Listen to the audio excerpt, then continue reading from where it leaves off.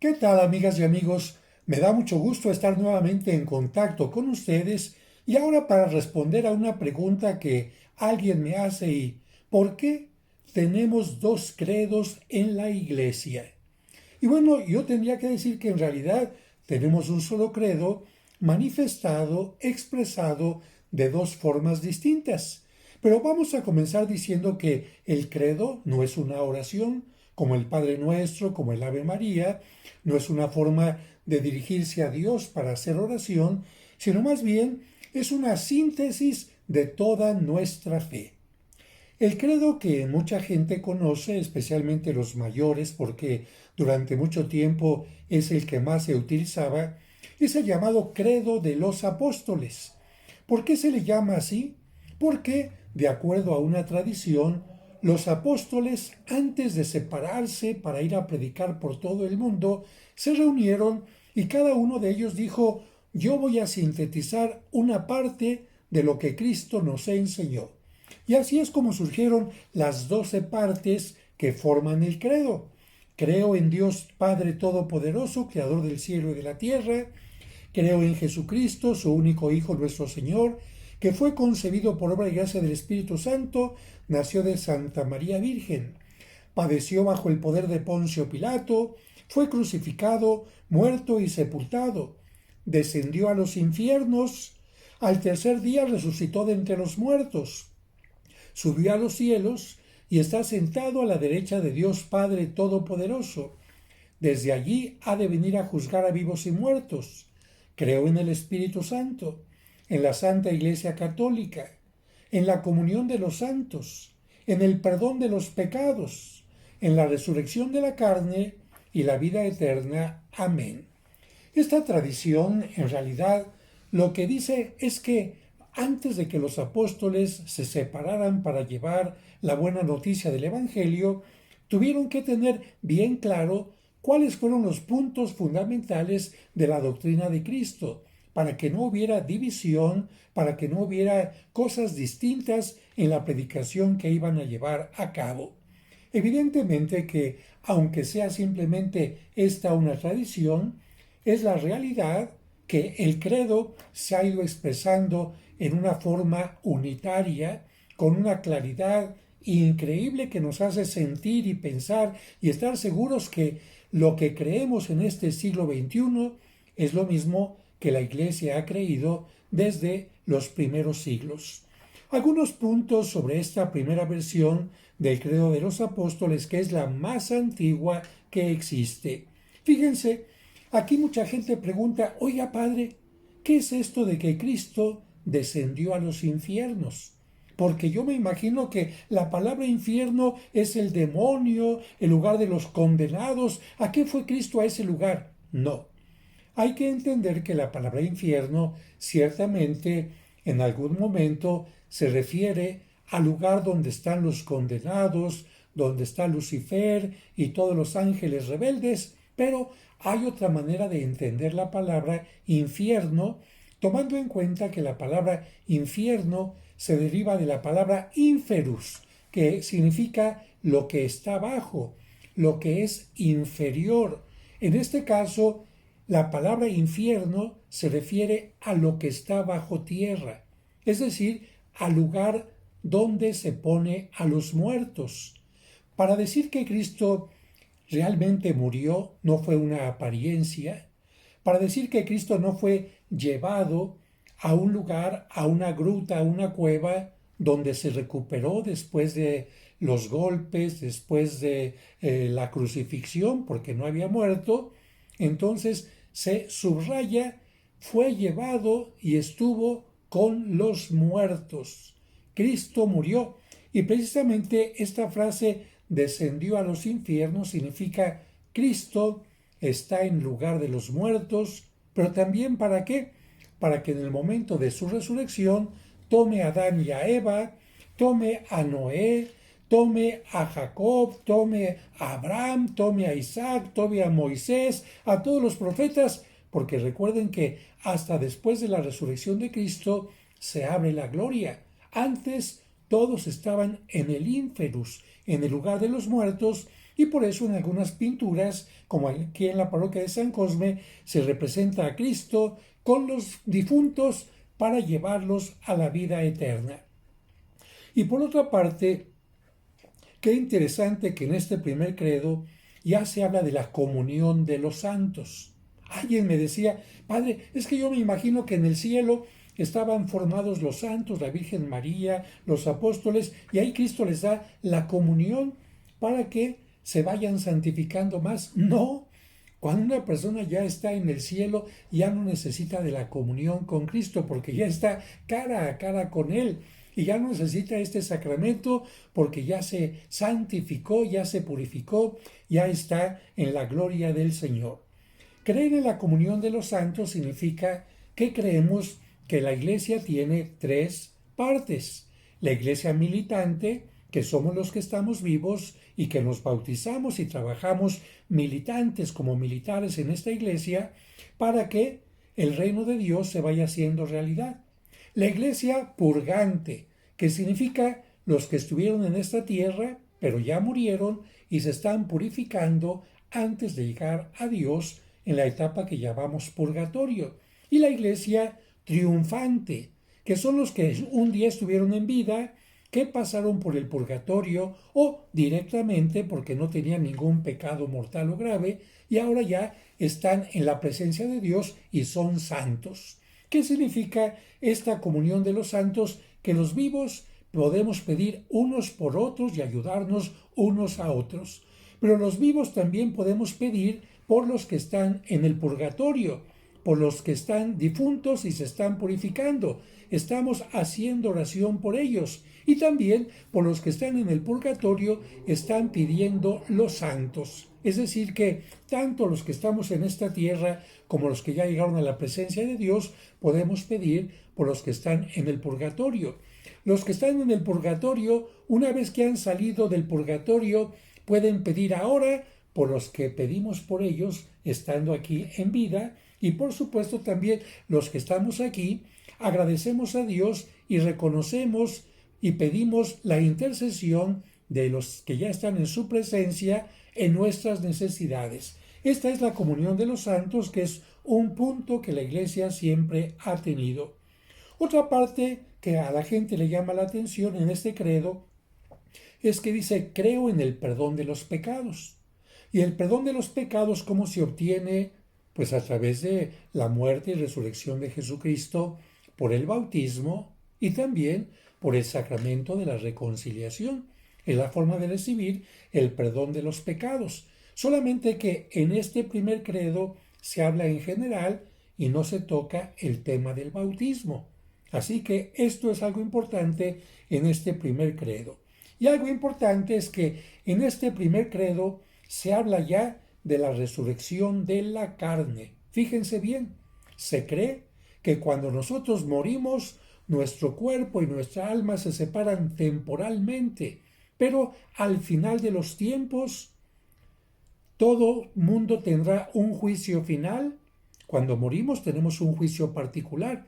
Dios nos juzga uno por uno cuando vamos muriendo. Pero al final de los tiempos vendrá este juicio final donde tanto vivos como los que hayan quedado vivos, como los que ya hayan muerto, vamos a ser reunidos para participar de la vida eterna después de este juicio final, y en ese momento nuestro espíritu y nuestra carne se van a unir. Eso significa resurrección.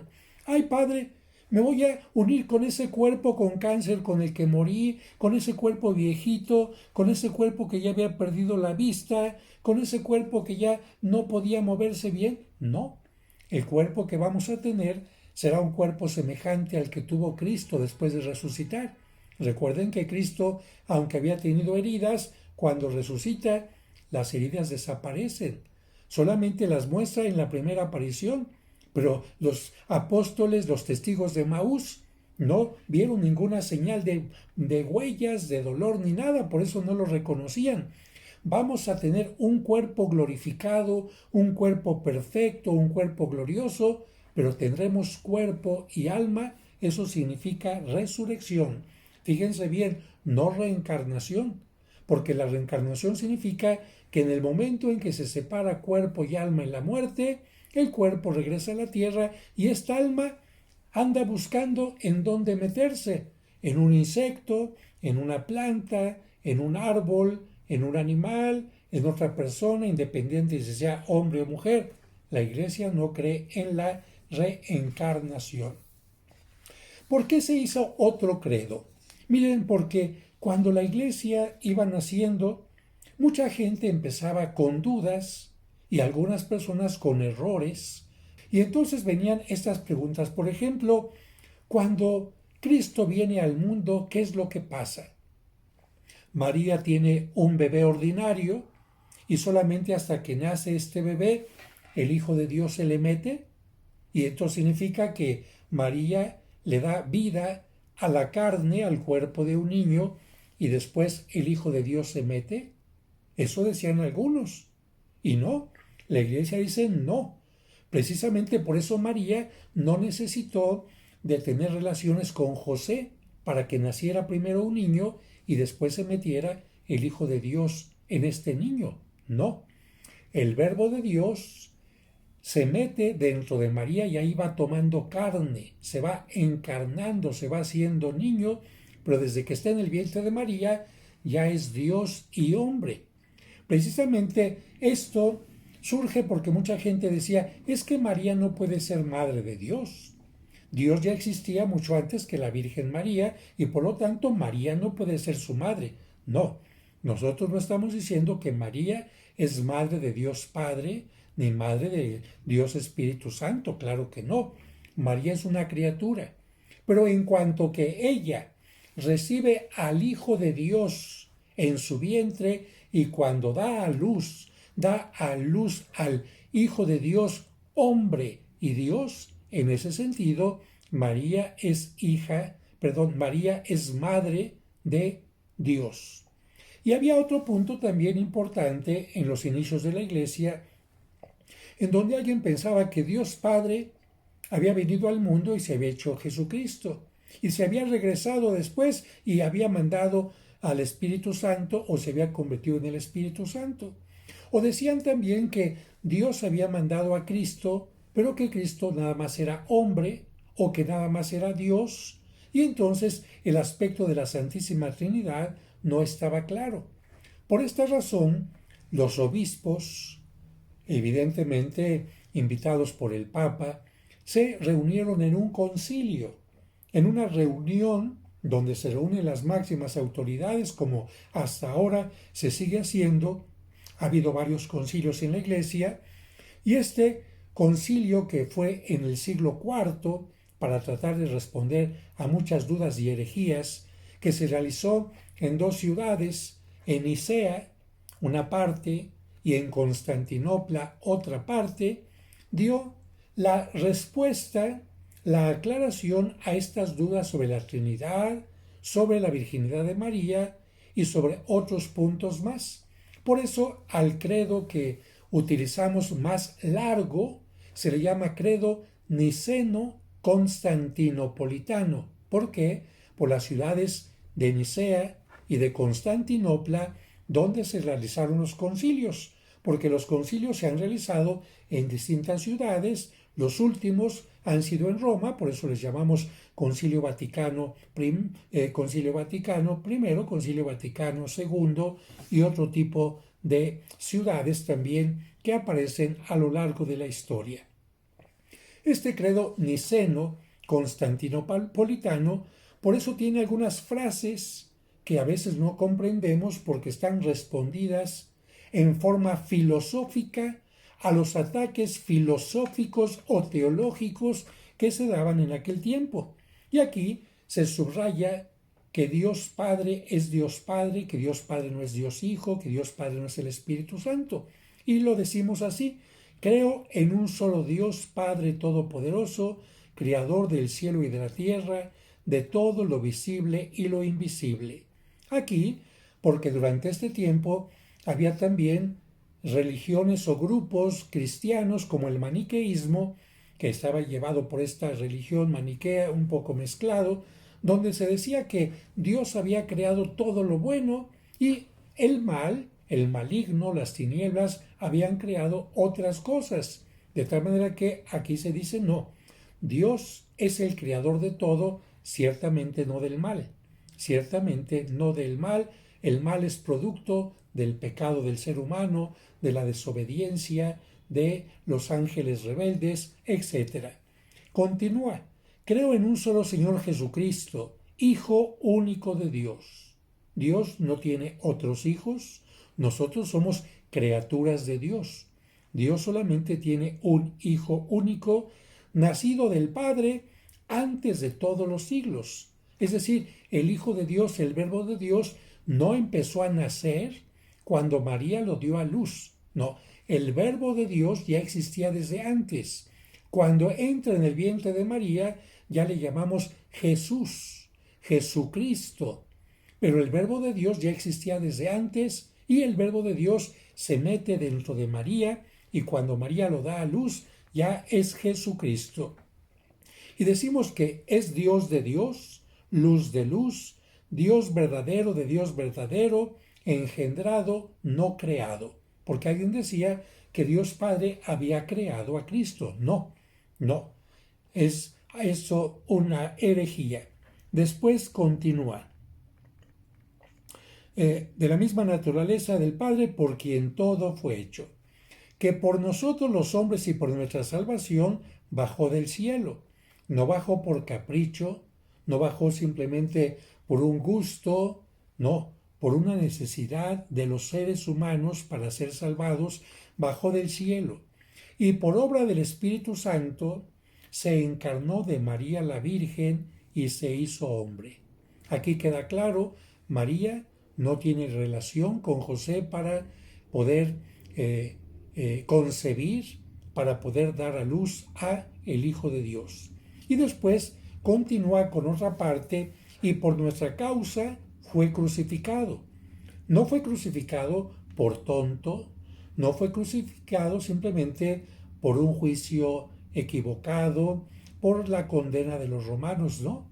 Era necesario que el Hijo de Dios, un justo, muriera por todos los injustos, que la sangre de un justo salvara a todos los injustos. Por eso, y por nuestra causa fue crucificado, y pone cuándo, porque la gente decía de repente que Cristo había vivido en otra época. No, en tiempo de Poncio Pilato. Pero la muerte incluyó la pasión, y esto significa que Cristo era verdaderamente hombre. ¿Por qué? Porque alguien decía, no, lo que ha de haber pasado es que cuando nació este bebé, se le metió el Hijo de Dios. Y ya cuando condenaron a Jesucristo, se salió el Verbo de Dios y se quedó la parte humana. Y entonces nada más padece la parte humana. Pero la parte de Dios, no, Él se sale, dice, yo te dejo ahí y yo me voy. No, realmente el Hijo de Dios, en su naturaleza humana y divina, sufre, padece los azotes, los latigazos, la cruz, etc. Padeció y fue sepultado, es decir, va al lugar de los muertos, al infierno, al inferus, y resucitó al tercer día según las Escrituras. No significa a las 24, 48 y 72, no. Significa que Cristo está el viernes en la sepultura, el sábado completito, y en los primeros instantes del domingo, que son 3 días, resucita. No son las horas correspondientes a 3 días, sino 3 días en lo que sería la forma de entender de esta manera los días. Y resucitó, como lo decían las Escrituras, y subió al cielo, y está sentado a la derecha del Padre. Esto de estar sentado a la derecha del Padre, pues es una manera de decir, porque si Dios Padre es totalmente espíritu, no tiene ni derecha ni tiene izquierda. Los que tenemos un cuerpo, si tenemos derecha, izquierda, tenemos parte frontal, parte trasera, parte alta, parte baja. Subió a los cielos significa que llegó a su culmen, porque tampoco alguien diría, pero es que si la tierra es redonda, suponiendo que esta es la tierra, entonces, y la tierra está girando, el cielo está para acá, o está para allá, o está para allá, o está para allá. No, aquí no se refiere a un subir físicamente, a un subir a nivel de coordenadas. Subir al cielo significa llegar a lo más alto de lo alto, y eso significa estar en el lugar donde Dios se encuentra. Y estar sentado a su derecha es porque en la antigüedad y todavía en los ritos de protocolo, cuando una persona es muy importante, por ejemplo el presidente, el rey, la persona que sientan siempre a su derecha es la segunda en importancia. Por eso decir que Cristo está sentado a la derecha, esto significa que Cristo tiene el poder para juzgar porque es el más querido por Dios. Y de nuevo vendrá con gloria para juzgar a vivos y muertos. Por eso decimos, anunciamos tu muerte, proclamamos tu resurrección, te esperamos, ven Señor Jesús, y su reino no tendrá fin. Lo que Cristo vino a comenzar con su resurrección no tendrá fin. Porque algunos en algunas religiones dicen que cuando Cristo venga va a reinar en la tierra un tiempo y después ya todo el mundo se acaba, todo el mundo se muere después de este tiempo de felicidad y se acabó. No, su reino no tendrá fin. Creo en el Espíritu Santo, Señor y dador de vida, y aquí hay distinciones que procede del Padre y del Hijo, que con el Padre y el Hijo recibe una misma adoración y gloria. No es más grande ni menos que Dios Padre o que Dios Hijo, y que habló por los profetas. ¿Quién hacía hablar a los profetas? El Espíritu Santo. ¿Quién daba fuerza a los profetas? El Espíritu Santo. ¿Quién ayudó también a que Cristo pudiera realizar su misión, además de Dios Padre? El Espíritu Santo. Por eso, cuando Cristo entra al bautismo al río Jordán, recibe con profundidad el Espíritu Santo. Creo en la Iglesia que es, y aquí ya hay también distintos añadidos. Creo en la Iglesia que es una, porque ya en aquel tiempo ya se habían dividido algunos grupos, la iglesia de tal, la iglesia de tal, no, creo es una la iglesia que vino a fundar Cristo. Católica, católica significa universal. Cristo vino a salvar no solamente a judíos, a los judíos que lo siguieron, no, Cristo vino a salvar a todo mundo. Católica y apostólica. ¿Qué significa esto? Que esta iglesia en la que creemos es la que Cristo fundó sobre los 12 apóstoles, no sobre Lutero, no sobre Calvino, no sobre John Smith, no sobre el profeta Mormón, no, sobre los apóstoles. Confieso que hay un solo bautismo para el perdón de los pecados. ¿Por qué dicen un solo bautismo? Porque de repente vino un tiempo de persecuciones y alguna persona lamentablemente había renegado por miedo. Imagínate alguien con su esposa, con sus hijos, viendo que lo iban a lanzar a los leones. No todo el mundo tuvo la valentía de los mártires. Y algunos sí creían en Dios, pero su fuerza de voluntad, el miedo, el terror, les hizo renegar temporalmente de Dios. Ellos sabían que renegaban ante el emperador, ante los que los estaban juzgando, pero no ante Dios. Y así es como se salvaron. Y después de esto, lo que decían algunos, si renegaron, tienen que volverse a bautizar para ser parte de la iglesia. Y después de las reuniones de los obispos dicen, no, si ya fueron bautizados una sola vez, basta que se arrepientan. Para eso tenemos el otro sacramento, el sacramento de la reconciliación. Si alguien comete un pecado, por muy grave que sea, el aborto incluso, que quede excomulgado, basta que se arrepienta, reciba la absolución, según cada caso, pero no tiene que volverse a bautizar. Un solo bautismo para el perdón de los pecados. Espero la resurrección, fíjense, no la, como dije hace un momentito, la reencarnación, no, eso no creemos nosotros. Espero la resurrección de los muertos y la vida eterna, gloriosa, feliz del mundo futuro. Amén. Así que, como pueden ver, esta forma de expresar nuestra fe, que ya he dicho no es una oración, se puso también como parte de la misa desde los inicios del cristianismo. De hecho, era una manera de saber quién ya había sido bautizado o no. ¿Por qué? Porque cuando una persona se iba a bautizar, se le iba preparando en todo lo que tenía que saber sobre la fe. Y ya hacia el final se le pedía que se aprendiera el credo. Y cuando alguien quería entrar como parte de la comunidad, tenían que decir la palabra secreta. Bueno, la frase secreta. Bueno, el complemento secreto. ¿Cómo podía yo comprobar que era cristiano? ¿Saco mi credencial? No. ¿Saco una cruz? Tampoco. A ver, dices que eres cristiano, pero vienes de otra comunidad, de otro lugar. ¿Cómo nos puedes comprobar? Es que me mandó tal persona. No. Dinos el credo. Y la persona decía el credo. Si no lo sabía, significa no eres cristiano. Y por eso durante un tiempo también en la misa había dos partes, como todavía hoy. La liturgia de la palabra. En esta primera parte podían estar todos los que ya habían sido bautizados y los que se estaban preparando para el bautismo. Una vez que terminaba esta parte con la oración de los fieles, se despedía a los que no estaban bautizados para que empezara la liturgia eucarística. Y en este momento en que empezaba la liturgia eucarística, a ver, los que se quedaron aquí, vamos a ver si es cierto que todos ya estuvieron bautizados. ¿Qué vamos a hacer? A decir el credo. Y precisamente por eso el credo hasta el día de hoy se sigue haciendo después de la liturgia de la palabra, después de el momento en que hemos nosotros escuchado la reflexión del sacerdote, viene el credo y actualmente ya no se despide a las personas que no están bautizadas, se pueden quedar aunque no puedan recibir la comunión.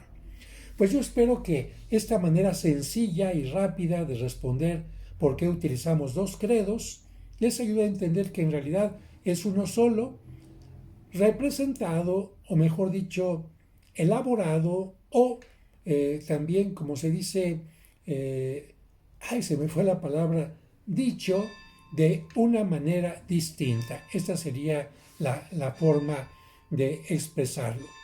Y tenemos que decir que para que haya una variedad también en el año litúrgico, el credo más cortito se utiliza durante el tiempo en que todo es un poco más simple, todo es un poco más limitado.